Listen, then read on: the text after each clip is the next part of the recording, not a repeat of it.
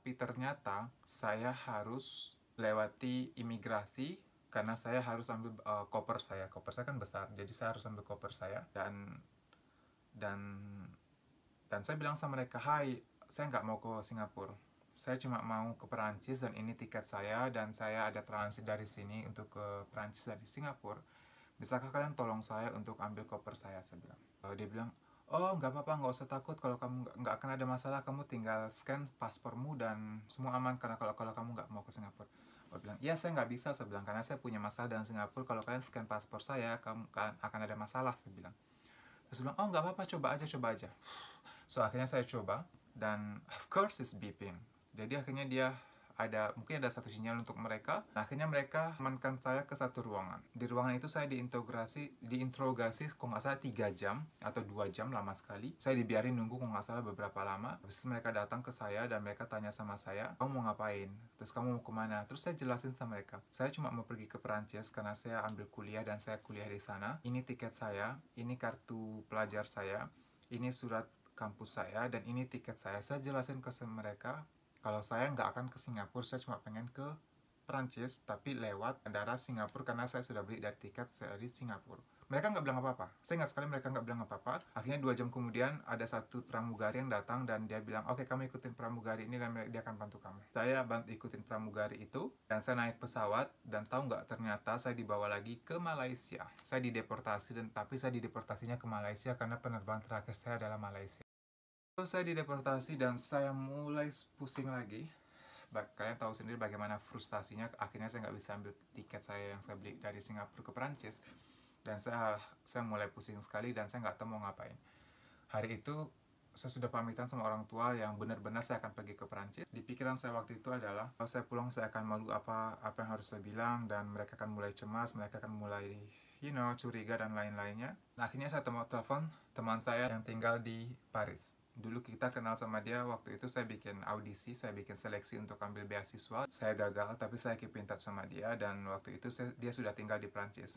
Dia sudah balik lagi ke Prancis. Sebelumnya dia udah tahu. Saya cerita sama dia apa yang terjadi dalam hidup saya. Dan waktu saya telepon ke dia, saya bilang, "Hai, akhirnya saya nggak bisa ambil penerbangan saya dari Singapura ke Prancis." Dari Singapura ke Prancis, saya dipulangin atau dideportasi ke Malaysia. Saya nggak tahu mau bikin apa. Terus dia tanya sama saya, "Kamu mau ngapain? Kamu mau apa?" Saya bilang sama saya. Terus saya bilang, "Saya mau beli lagi tiket dengan uang yang saya punya." Jadi kalau nggak salah waktu itu saya punya uang 900 euro di tangan saya, total 900 euro. Saya bilang sama dia, saya sangat mau ke Perancis, tapi saya nggak punya duit banyak. Saya tinggal punya uang 900 euro, dan saya harus pergi ke Perancis hari ini, malam ini, dan rencana saya mau beli tiket untuk malam ini. Permasalahannya adalah kalau seandainya saya beli tiket sekarang, saya nggak akan punya cukup uang untuk hidup di Perancis.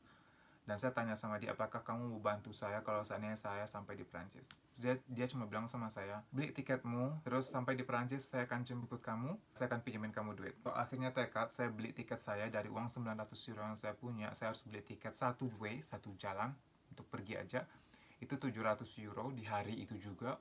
Dan akhirnya tinggal punya uang 200 euro. Kan pengen aja saya tinggal punya uang 200 euro untuk pergi ke Perancis, untuk hidup yang saya nggak tahu apa-apa. Dan oke, so saya pergi ke Perancis dan saya sampai di Perancis. Teman saya jemput saya dan saya tidur di rumah mereka. Dan waktu saya tinggal di sana, mereka sudah siapin di satu meja barang-barang yang saya bisa pilih untuk keperluan winter, untuk keperluan musim dingin. Karena saya sampai di sini lagi itu bulan Desember 2015, tepatnya 12 Desember 2015, itu lagi musim-musimnya musim dingin. Dan dia hubungi teman-temannya dan bikin kayak satu bazar. Saya bisa pilih apapun yang saya mau untuk pergi ke Toulouse. Jadi akhirnya waktu itu saya pilih beberapa celana dan beberapa jaket yang tebal, karena saya nggak punya jaket tebal. Dan dia pinjamin saya uang 500 euro untuk saya mulai hidup di Toulouse. Terus kebesokan harinya saya pergi ke Toulouse, jadi saya punya uang waktu itu 700 euro, dan saya sampai di Toulouse, dan saya masuk ke kosan saya.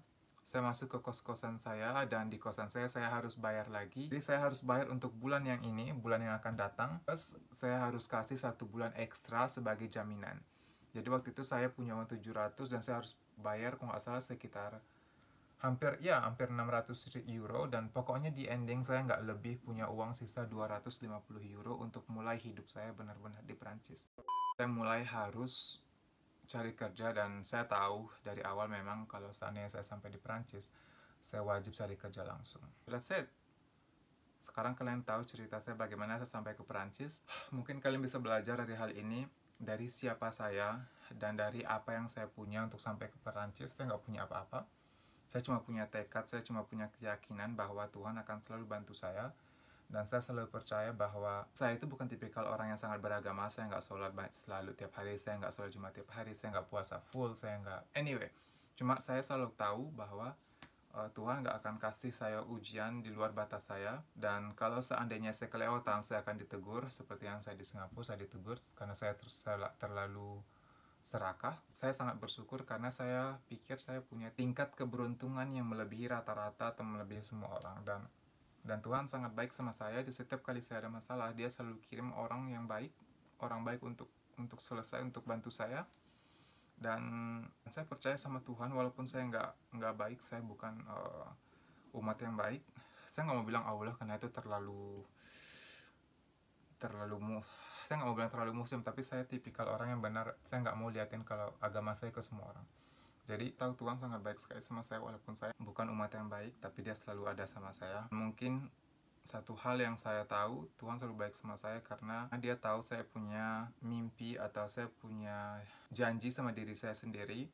Karena hidup saya nggak pernah lepas dari bantuan orang lain, dan suatu hari dengan apa yang saya punya, saya harus lanjutkan bantuan-bantuan yang saya terima dari orang-orang untuk orang yang lebih membutuhkan. Semoga dengan cerita ini kalian bisa dapat satu hikmah, atau kalian bisa belajar dari pengalaman saya, dari siapa saya, dan bagaimana saya percaya sama tekad saya, bagaimana saya percaya sama mimpi saya untuk lanjutkan apa yang harus saya lanjutkan. Juga bagaimana saya percaya bahwa Tuhan gak pernah tidur. Kamu cuma harus yakin dan percaya sama diri kamu. That's it. Kuncinya itu aja. Kalau uang kalian bisa cari, tapi kalau tekad kalian gak bisa cari. Uang kalian bisa cari, tapi percaya diri kalian gak bisa cari. Uang kalian bisa cari, tapi iman kalian gak bisa beli. That's all. Jadi segitu ceritanya. Dan semoga cerita ini bermanfaat buat kalian atau kasih kalian motivasi. Saya cuma berharap cerita ini bisa bermanfaat. Kalau seandainya kalian suka, kalian bisa support saya dengan subscribe YouTube saya, dan di like dan juga di share ceritanya. Siapa tahu nanti ada orang-orang yang punya pengalaman yang sama, dan mungkin dengan cerita ini mereka bisa terbantu. So that's it. Thanks for your time. Terima kasih sudah nonton, dan sampai jumpa di video-video selanjutnya. Dan video selanjutnya akan lebih bahagia.